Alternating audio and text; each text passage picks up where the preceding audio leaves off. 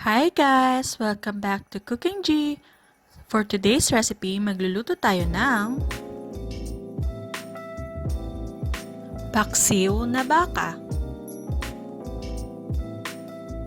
For our ingredients, here is the list. You can also check our description box. Umpisahan na natin ang pagluluto. Marinate the beef with crushed black pepper and Knorr liquid seasoning for 1 hour.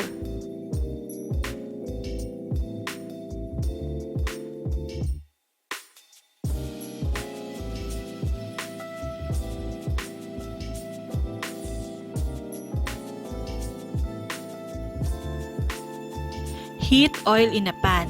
Pan fry the beef until color turns medium brown. Turn the beef to the other side.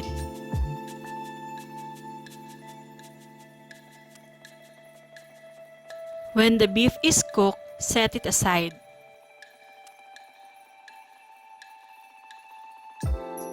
On the other pan, mix the vinegar, Lechon Sauce, and bay leaves.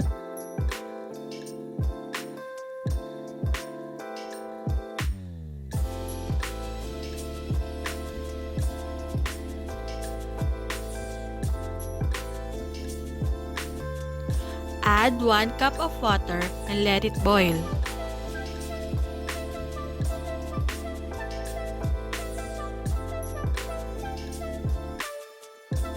When the mixture is boiling, put back the beef and add the marinade sauce. Cover and simmer for 30 minutes or until the beef is tender.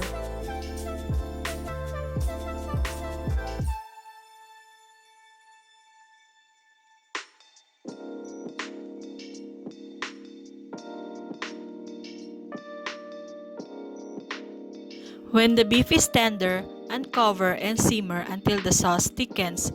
You can adjust the taste by putting salt in this part. The texture of the sauce must look like this.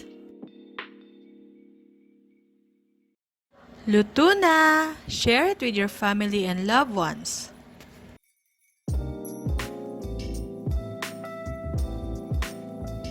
Hope you like our recipe! Please don't forget to like, share, and subscribe.